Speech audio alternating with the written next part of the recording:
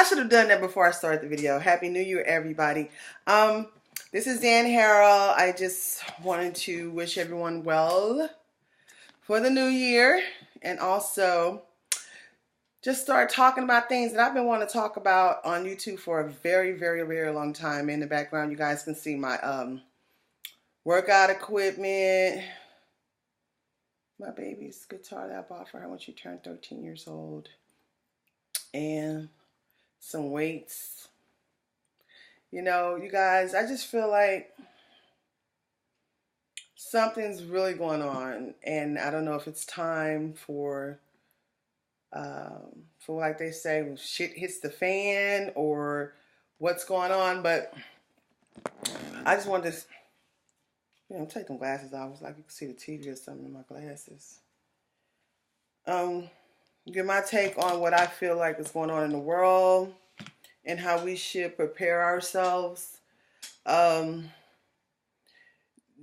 just with the things that we need for survival as far as water and food and money, guns, gold, silver, things to trade, tobacco seeds, a needle and thread, and all these valuable things that we're going to need. I'm so glad that my grandparents raised me. You know, sometimes we go through a lot of things in life and we think it's just all bad when it's bad. But God has a plan for us and why we need to go through those things. Had I not been raised by a strict Christian family who were country people who were ex-slaves, speaking of my grandparents, I wouldn't be with the mind state and set that I have. Had I not been around my grandfather, been raised by my grandfather who was an avid saver. This man did not waste any money. He did not waste any time. He told us that you don't have friends. And he didn't have friends to come by and see him and stuff like that. He had like his favorite, his brother that he grew up with and other relatives that he'll go see every now and then, and they'll come and see him every now and then, but mostly we go to the country and see my aunt. And she make all these great food. She had like all this land. She had horses and cows and chickens and ducks and turkeys. Our Thanksgivings and Christmas were not store-bought food, honestly.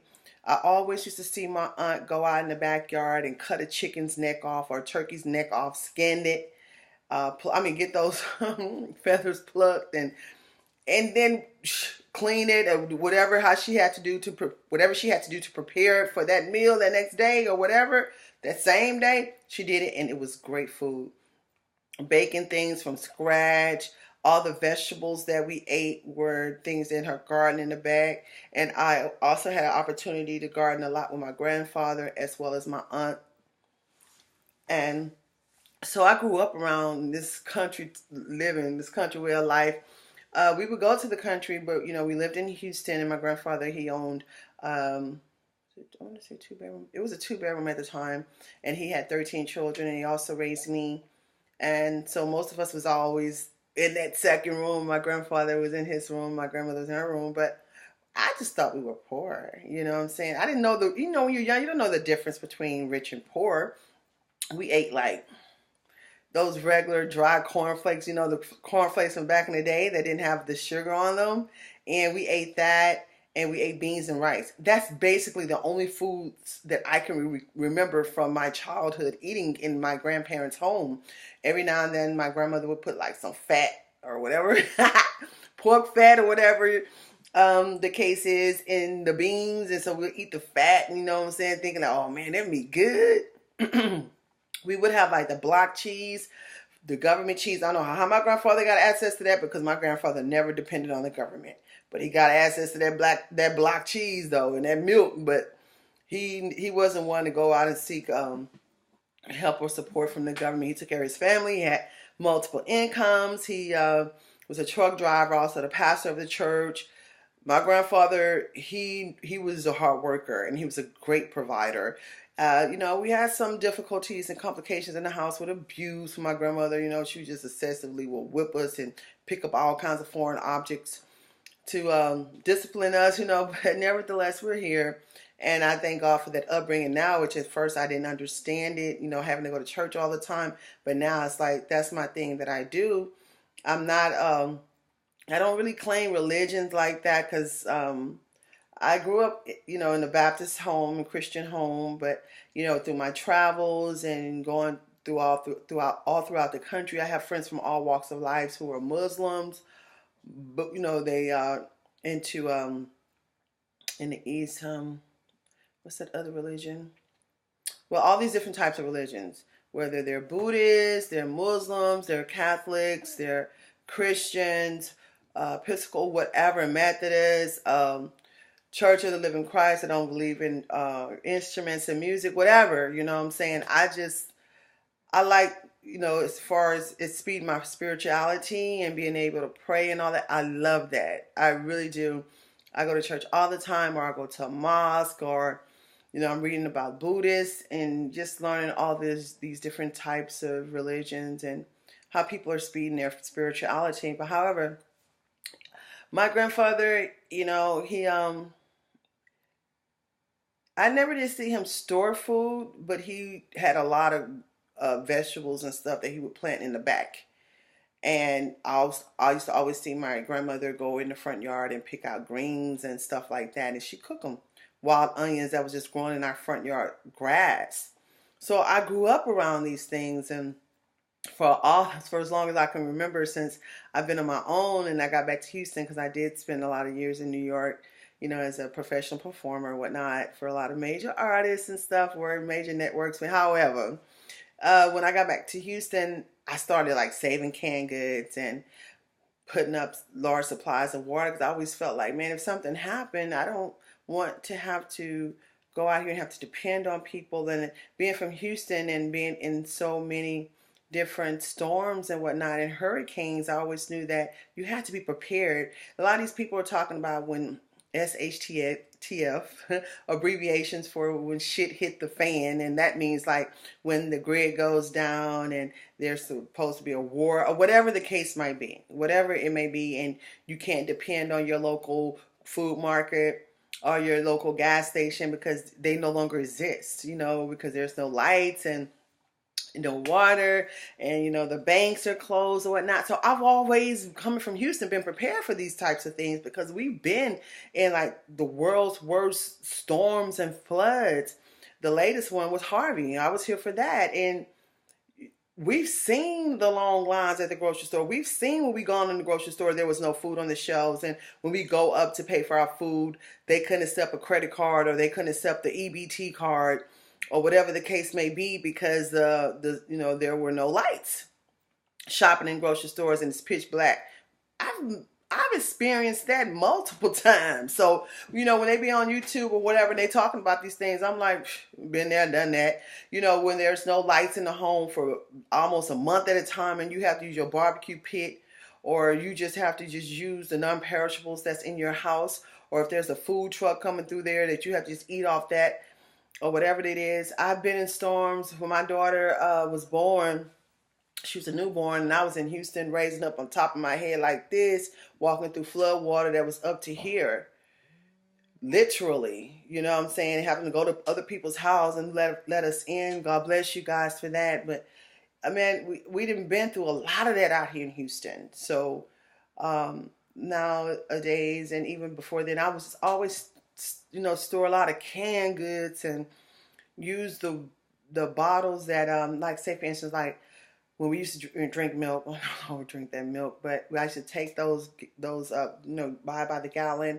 I would take those jugs once we have used all the milk and wash it out good, fill it with water and store it up under the cabinets or whatever. But I soon discovered that after a period of time, those jugs were no good. The water would evaporate some kind of way. And then, I don't know, sometimes those jugs would get cracks in them. And, they were just not good for storing water for a long period of time. So I started using the Clorox bottles, which are perfect. You can store water in a Clorox bottle for a long period of time. I would suggest that after like 3 months or whatever, you empty the water out, put more, put clean water in it or whatever. But I just think now more than ever that it's time to prepare mentally, financially, socially, emotionally, physically. Physically is even more important to you guys. We always think, okay, we store our water, we store in our food, but what about our bodies? It's important to be in shape. You know, if you're smoking cigarettes and if you're smoking, stop it. You know what I'm saying? Because if you have to run or if you have to get your family out of an immediate situation, are you going to be physically able to do this? Will you endure? Will you make it? It's about survival. It's about survival to the fittest. You know, you have to be able to survive. And if you have a family, you have to be able to, you're responsible for their survival and you're responsible for preparing them. You know, so I would suggest every day when you wake up first thing in the morning, if you are a spiritual person, pray. Or if you're not, meditate or just sit there or whatever, you know, you into and just in a quiet room. After that, do some sit-ups, do some push-ups, you know, stretch. Even animals do this when they first get up. Stretch their bodies, you know. We don't stretch our bodies, and then we be walking like some robots, and we always in these cars and stuff, and so we really don't get a lot of exercise. And I'm so sick of cars, so I don't know what to do. In New York, you know, you have no choice but to be in shape because you're going up and down the stairs. You always, you know, going to the subway, or you, whatever the case, is a lot of walking. I lost a lot of weight when I was in New York too. I miss it a lot, but we have got to get it together and get with your community-based people, get with like-minded people who believe in what you're believing in, with prepping. Talk to your family members, people you love, and talk to them about the seriousness it is about them being prepared for events that may occur sooner than what we expect. They say they're wanting us to have at least 6 months supply of food, and from the people that I look at YouTube, they say if they say in 6 months, you better prepare for 2 years. So you guys stop eating so much, try to cut it down to 1 meal a day, put your food up, money up, get some water stored, some gasoline, you know, and just prepare and try to be in a place, in an area where you don't have to be worried about people trying to kick your door down. Well, you know, we know these things are going to try to occur no matter what area you are in, but some areas are worse than others, especially poverty-stricken areas. But if you are in those areas and that's where you are and that's where you live, you can still prepare and situate your family. I'm going to try to be consistent with these videos, and I see these people upload every single day. I just have so much work that I do, being an entrepreneur and also taking care of my sick mother, and also being a single mother, raising my daughter by the grace of God, you know. So I'm always busy, man. And I work and study. So, you know, I always have a lot I'm doing. And then with my music and then with clients and whatnot that I represent and getting them booked and stuff. But so just be ready, you guys. I wish you guys all the best for this new year. I wish God's best on us. And let's also stay prayerful, you know. With God, all things are possible. I'm a firm believer in that. No matter what the devil try to throw our way, we could pray that stuff and we could prevent a lot of things from happening from believers coming together, fasting and praying. So let's fast and pray that we be prepared. Let's fast and pray, first of all. Nothing like that happens, but you know, we have to go back to the old days, man, y'all. I just really feel like we depend too much on what things are these days and times in this modern day. We depend on too much technology. We depend on these cars. We depend on the grocery stores. We depend on the gas stations. We depend on the banks. We depend on the teachers to teach our children. We depend on all these different things instead of being self-reliant and take responsibility and being more independent, you know, when it comes to the things we need and take it seriously in life. However, God bless all you guys. If you like the content and like what you're hearing, I'm asking you to subscribe. Please subscribe, share, and put down a comment. You know, let's share. Let's help one another and vibe off one another, learn from one another, and you guys stay blessed and not stressed. Until next time, peace.